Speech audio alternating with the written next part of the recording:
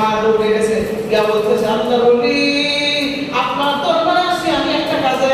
বলে মা আপনি কিসের জন্য আসছেন? হে আল্লাহর ওলি আমার একটা সন্তান আছে, এই সন্তানটা প্রতিদিন মদ খায়। নাউযুবিল্লাহ বলে প্রতিদিন কি খায়? হে আল্লাহর ওলি আমার এই সন্তানটা প্রতিদিন মদ্যপান করে। আমি তাকে এত বুঝানোর পরে সে বুঝে না।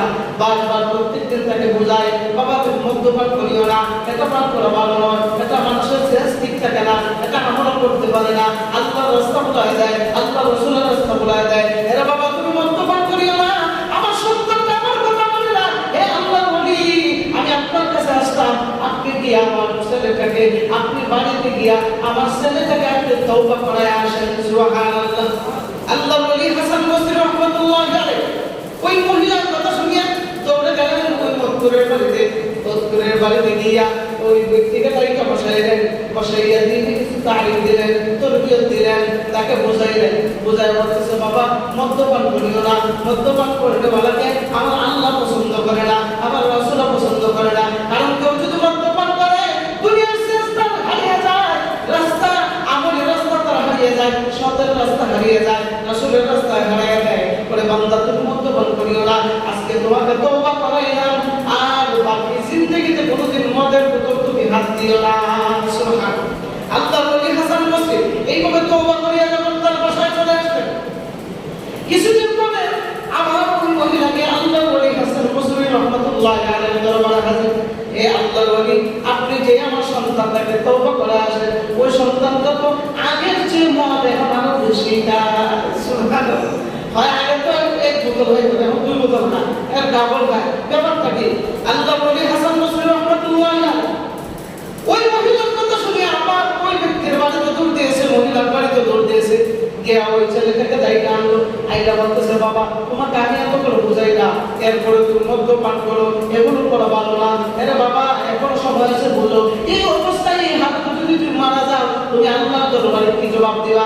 এইভাবে দিয়ে কি তাহলে দেওয়ার পরে ওই ব্যক্তিটা আবার ওই দিকে তাওবা করিয়া যখন আল্লাহর ওলি হাসান বসরি যখন তাওবা করে যখন বাড়িতে চলে আসে, বাড়িতে চলে আসার পর হাসান বসরি রাহমাতুল্লাহি আলাইহি কিছুদিন যাওয়ার পর আবার ওই মহিলাটা হাসান বসরির বাড়িতে আসে। সুবহানাল্লাহ। আয়েশা বলতেছে হে আল্লাহর ওলি আপনি গিয়েছিলেন আমার সন্তানকে তাওবা করাইতে, তাওবা করেছেন ঠিকই, কিন্তু না অন্যদিন যে হালতে মদ খাইতো এখন দেখা যায় আরো বেশি মদ খায়। কি করা যায়? আল্লাহর ওলি হাসান বসরি রাইগা বলেন তোমার ছেলেকে আমি আর তওবা করাইবো না, চলে যাও। সুবহানাল্লাহ। হাসান বসরি রাহমাতুল্লাহি আলাইহি চতুর্থ দিন আবার ওই মহিলাটা আসে। আয়েশা বলতেছে এ হাসান বসরি রাহমাতুল্লাহি আলাইহি আমার ছেলেটা এমন একটা হালত হয়ে গেছে সে মনে হয় মারা যাবে, তার অবস্থা খুব একটা বেশি ভালো না।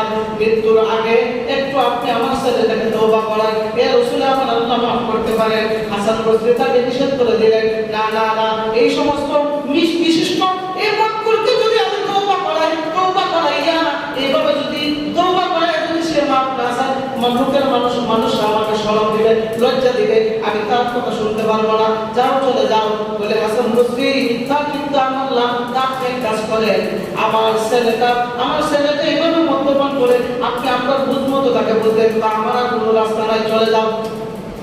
হাসান বসরি রাহমাতুল্লাহি আলাইহি ফিরে যাওয়ার পর পঞ্চম দিন আবার ওই মহিলা কবরে আসে। হে আল্লাহর ওলি আপনাকে তোমার বলতেছি তওবা করার জন্য। ও হাসান বসরি রাহমাতুল্লাহি আলাইহি আমার ছেলের অবস্থা খুবই করুণ, আমার ছেলে আসির করে নাই এই মুহূর্তে আজকে মদ্যপান করা অবস্থা সে আল্লাহর কাছে সাড়া দিয়ে চলে গেছে। বলেন নাউযুবিল্লাহ।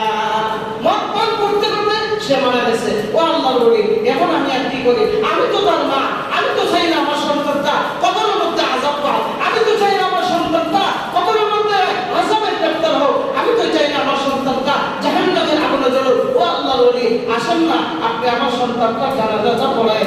সুবহানাল্লাহ।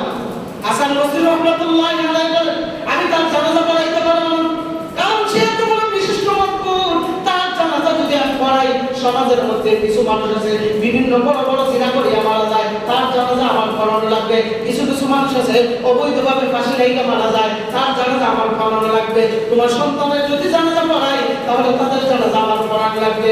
আমি জানাজা পড়াইতে পারবো না, তার প্রত্যাখ্যান করে দিলেন। ওই মহিলা আর দেরি করলেন না, বাড়িতে চলে গেলেন। বাড়িতে চলে গিয়ে কি করবে? এখন আর মানুষ পায় না, কারণ হাসান বসরি রহমাতুল্লাহ আলাইহি নিষেধ করে দিয়েছেন যে তার জানাজা আমি পড়বো না, পড়াইবো না, নিষেধ করে দিয়েছেন। আচ্ছা বলেন, একটা গ্রামের মধ্যে যদি একজন বিশিষ্ট ওলি যদি কোনো মানুষের ব্যাপারে ডিক্লেয়ার দিয়ে দেয়, হয় হ্যাঁ জানাজা আমি আর পড়বো না, পড়াইবো না, বলেন তো এর জানাজায় জীবন আর কোনো মানুষ যাইবে? আর কোনো মানুষ যাইবে? সকালবেলা যখন জানাজার বাড়িতে যখন লাশটাকে নিয়ে যখন হাজির করে, হাজির করা অবস্থায় এখন কোন লোক নাই, কি করবে? হঠাৎ করে দেখা যায় ওই যে হাসান বসরি রহমাতুল্লাহ আলাইহি আল্লাহর ওলি তার জানাজার ময়দানে আসতেছে। সুবহানাল্লাহ। হাসান বসরি নিষেধ করে দিয়েছিলেন তার জানাজা আমি পড়ব না। সমস্ত লোকেরা বলা হয়ে গেল, জড়ো হইয়া বলতেছে হাসান বসরি আপনি নিজে কালকে রাত্রেবেলা আপনি নিষিদ্ধ করে দিলেন যে তার জানাজা পড়া যাবে না, তার জানাজা পড়াইবো না, আপনি নিষিদ্ধ করে দিলেন। আপনার এই কথা মানিয়া আমরা আর জানাজা পড়তে আসলাম না, কিন্তু দেখা যায় আজকে সকালবেলা সবার আগে আপনি হাজির। সুবহানাল্লাহ। হাসান বসরি বলে বাবা আমি এই জন্য হাজির হয়েছি জানো, গত রাত্রে আমার ঘুমের ঘরের মধ্যে আল্লাহর নবী আমার ঘরের মধ্যে হাজির হয়ে গেছে। সুবহানাল্লাহ। কি করলাম? আল্লাহর রাসূল হাজির হইয়া বলতেছে হাসান তুমি যে ব্যক্তির জানাজা প্রত্যাখ্যান করে দিয়েছিলা, যে ব্যক্তির জানাজা তুমি পড়বা না, তাকে তওবা করাইছিলা ঠিকই, কিন্তু সে মন থেকে তওবা করে নাই, তাকে বারবার তওবা করেছো, সে তোমার তওবা গ্রহণ করে নাই, সে তওবা উড়াইয়া দিছে, মুখে মুখে তওবা করেছো, অন্তরে তওবা করে নাই। এ হাসান তুমি তওবা করাই যখন এইভাবে যখন প্রস্তাব প্রত্যাখ্যান করিয়া যখন তুমি বাড়িতে চলে আসো, চলে আসার কারণে আল্লাহু আকবার রাত্রেবেলা আল্লাহ রাসূল বলতেছে হাসান রে ওই বান্দাটা তুমি যখন চলে আসো, ওই বান্দারা মৃত্যুর পূর্বে আল্লাহর কাছে এমন ভাবে খালিদ দিয়ে তওবা করেছে আর বলছে আল্লাহ আমার যদি আপনি হায়াতে বাঁচায় দেন, তাহলে হাসান বসরি রহমাতুল্লাহ আলাইহি দরবারে গিয়া তার হাতে হাত রাইখা তওবা করিয়া পিছনের জিন্দেগীর সমস্ত গুনাহের উপর লজ্জিত করিয়া তোমার উপর তওবা করব, তওবা করে আর জিন্দেগীতে কোনোদিন মদ খাবো না। সুবহানাল্লাহ। এই যে একটু তওবা করেছেন হাসান, এই হাসান বসরি আর দেরি করিও না, আমার আল্লাহ তার তওবাকে কবুল করে নিয়েছে। সুবহানাল্লাহ। আমার আল্লাহ তার তওবাকে কবুল করে নিয়েছে। কেন রে বান্দা কেন? কারণ সে মৃত্যুর আগ পর্যন্ত এই যে তওবা করছে, এই যে তওবাটা করলো আমার আল্লাহ বড় পছন্দ করেছেন। পছন্দ করার কারণে স্বয়ং রাসূল আমাকে বলেন যাও রে হাসান যাও, ওই তাড়াতাড়ি গিয়া ওই মজকুর ব্যক্তি আর সে মজকুর নয়, ওই ব্যক্তি আল্লাহর দরবারে তওবাকারী বান্দা হিসেবে কবুল হয়ে গেছে।